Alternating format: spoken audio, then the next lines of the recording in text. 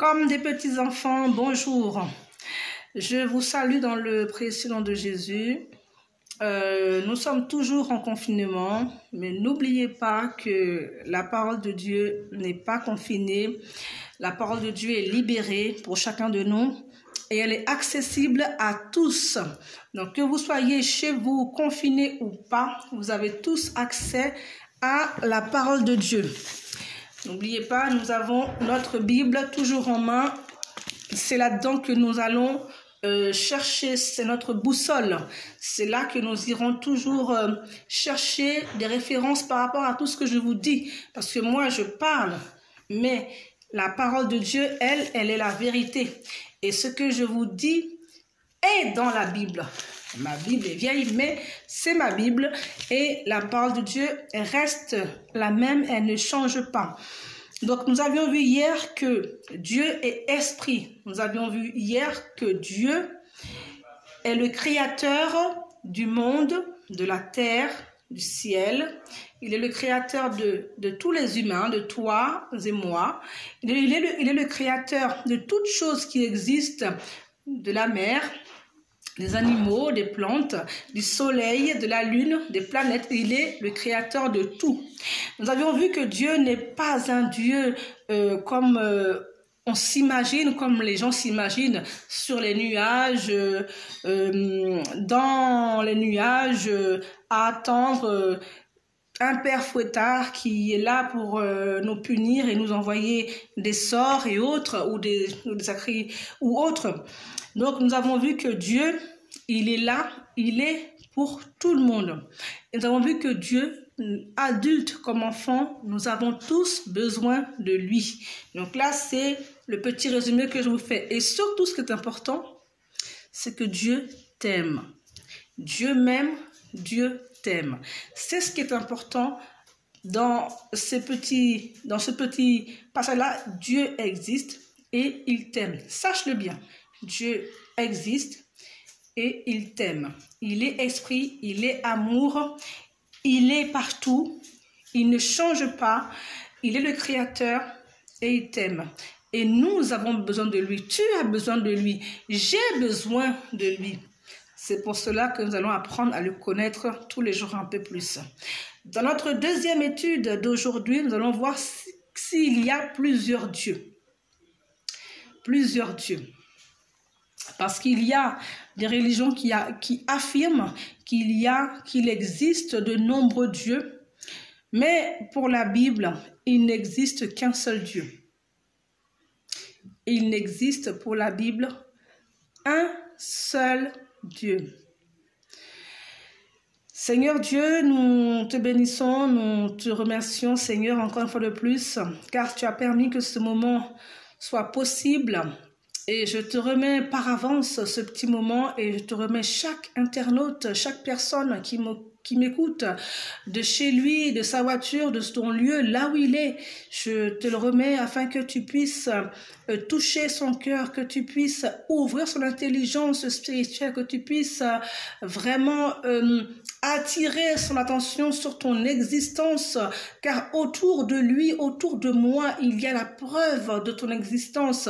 De la même manière que nous ne voyons pas le vent, mais que nous sentons que nous sentons sa présence, que nous sentons, que nous savons qu'il existe. De cette manière, nous savons aussi que tu existes.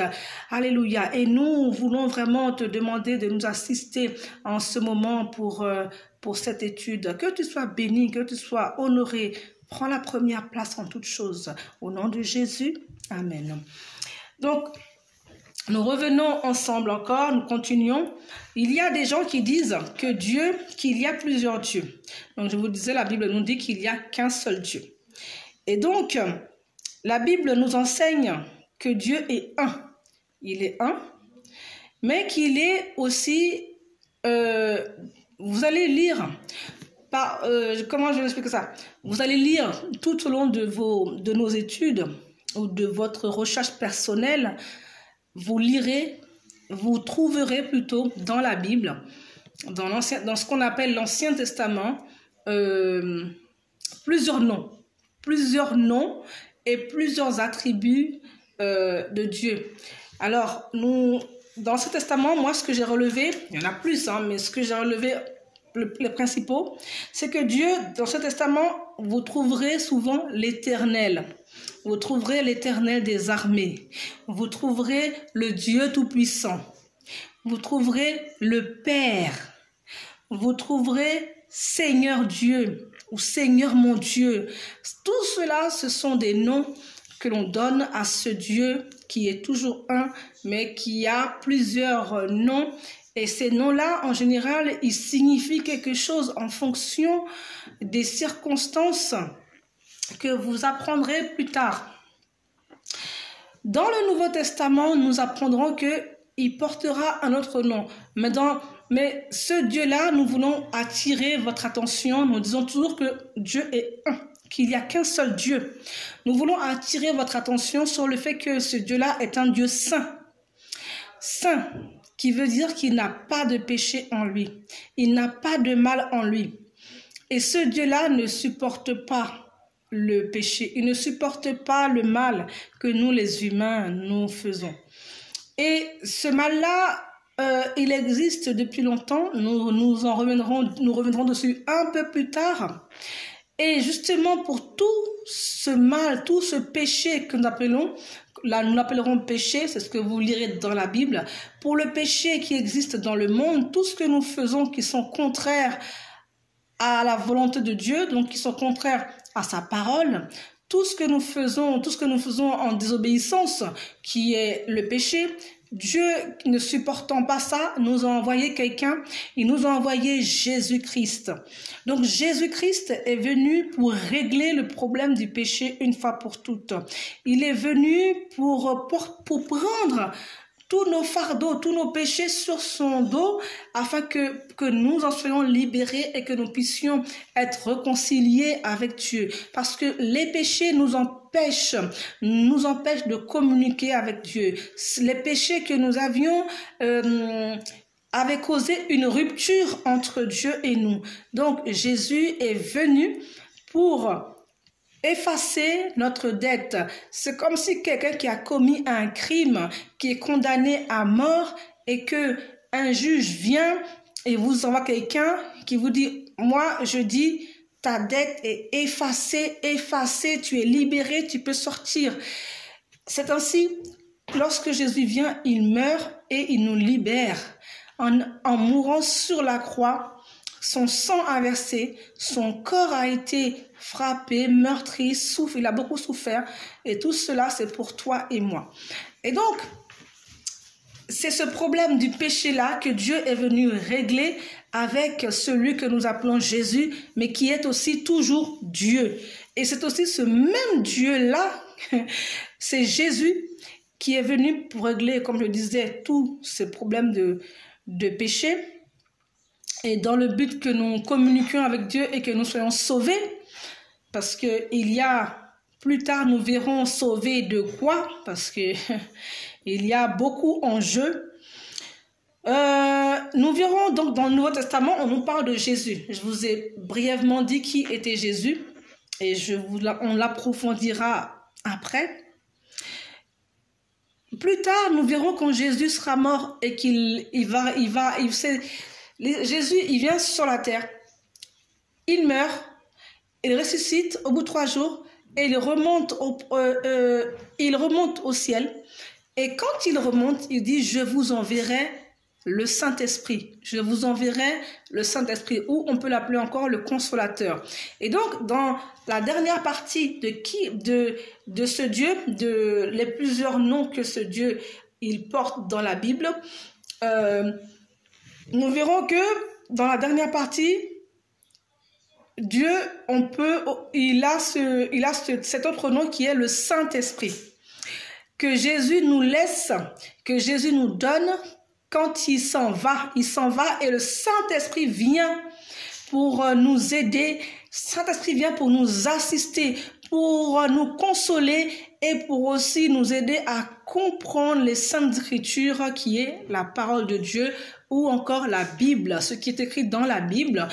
Le Saint-Esprit, lui, il vient, il rentre en nous et il nous aide à comprendre les Écritures, Parce que les Écritures, ce sont des révélations. Même si c'est écrit noir sur blanc, même si tu as été à l'ENA, même si tu as fait des grosses études, mais les Écritures saintes, la parole de Dieu n'est pas donnée, elle est donnée pour tout le monde. Mais pour comprendre, on a besoin de l'aide du Saint-Esprit. Il ne suffit pas d'avoir été à l'école. Il ne suffit pas d'être riche. Il ne suffit pas d'être adulte. Mais le Seigneur nous envoie le Saint-Esprit pour que nous puissions comprendre sa parole. Donc, voilà, pour aujourd'hui, tu sais qu'il y a un seul Dieu et que tout au long de ta lecture biblique, tu trouveras l'Éternel des armées, tu trouveras Dieu Tout-Puissant, tu trouveras Seigneur Dieu, tu trouveras Père, tu trouveras encore où tu entendras si tu cherches ou si tu aimes adorer ou si tu as envie d'adorer ou si quand je chante tu entendras d'autres paroles, tu verras on va dire Adonai, on va dire El Shaddai, on va dire Emmanuel. Tout cela, on parle de Dieu. Tu verras au fur et à mesure que signifie chacun de ces noms et dans quelles circonstances on les cite ou dans quelles circonstances on l'invoque. Donc, sois assuré qu'il n'y a qu'un seul Dieu, un seul Dieu. Sois vraiment assuré. Autant tu as une main, j'insiste bien, une main, et qu'elle est composée de 5 doigts, mais elle reste une main. Et chacun de ces doigts porte un nom. Le majeur, l'index, le pouce, l'index, le majeur, l'annulaire et l'auriculaire, chacun porte un nom, mais il constitue la main. La main. Ils forment une seule main. Eh bien, tu verras tout au long de ta vie, Dieu te prouvera par A plus B, par plusieurs choses qu'il est Dieu, qu'il n'y a pas d'autre Dieu, qu'il est le Créateur, qu'il est tout-puissant, qu'il règne et qu'il domine sur toutes choses, que tu apprendras à le connaître, tu apprendras à l'aimer, parce qu'il te visitera, car nous avons un Dieu, je crois que je l'ai dit dans la première leçon, que nous avons un Dieu qui n'est pas sourd, un Dieu qui n'est pas muet, nous avons un Dieu qui entend, nous avons un Dieu qui parle, nous avons un Dieu qui voit, nous avons un Dieu qui sait tout. Et oui, tu apprendras à le découvrir. Et ce n'est pas une statue, ce n'est pas une fable, mais Dieu est réel. Et moi, c'est ça que j'ai à cœur de te faire découvrir, ce merveilleux Dieu que nous avons parce qu'il est merveilleux et qu'il a un plan de rédemption pour chacun de nous. Il a un plan de bonheur pour toi, pour moi. Je ne vais pas m'avancer plus. Et c'est cela que je suis venue encore, c'est vers ce but-là que je veux avancer avec toi.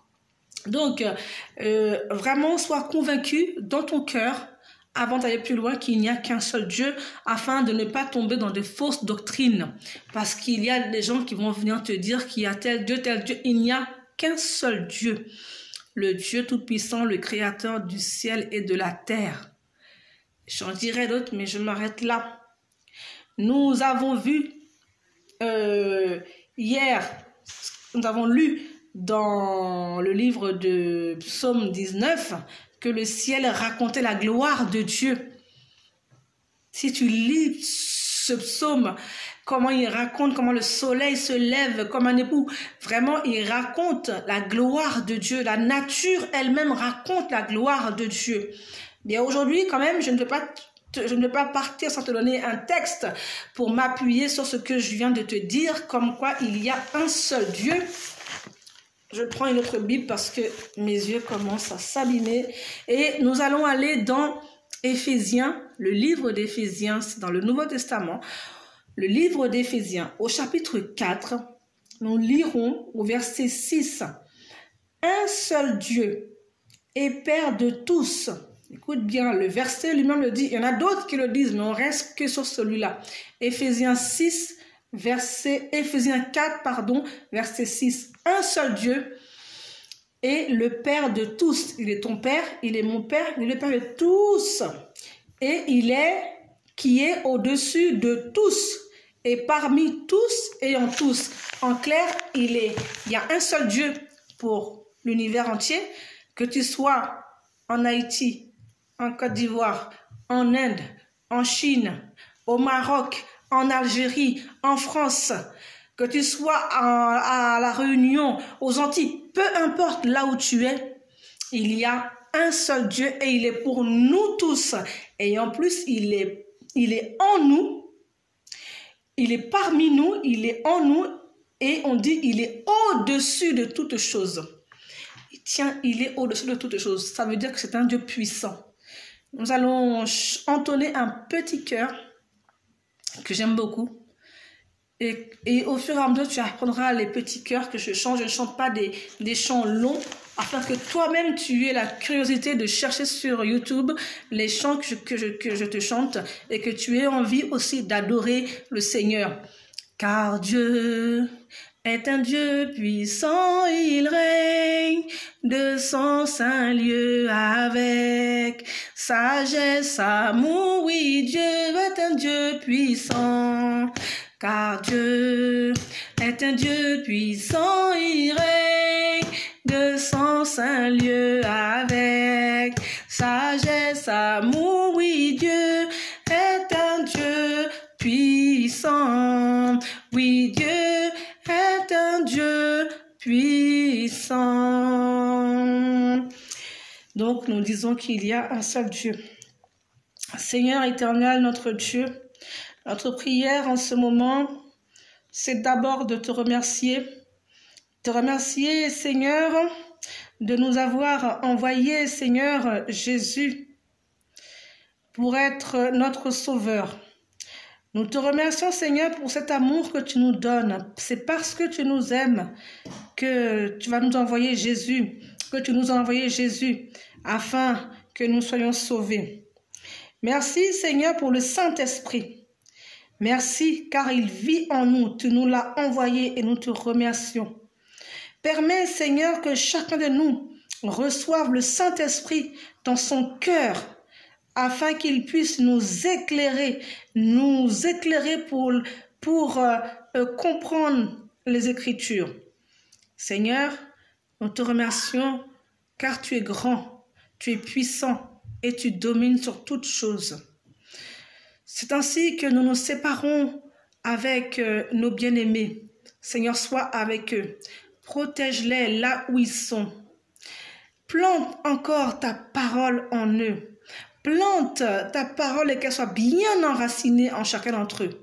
Seigneur, je te bénis et je t'exalte dans le nom de Jésus. Amen. À demain, si Dieu veut.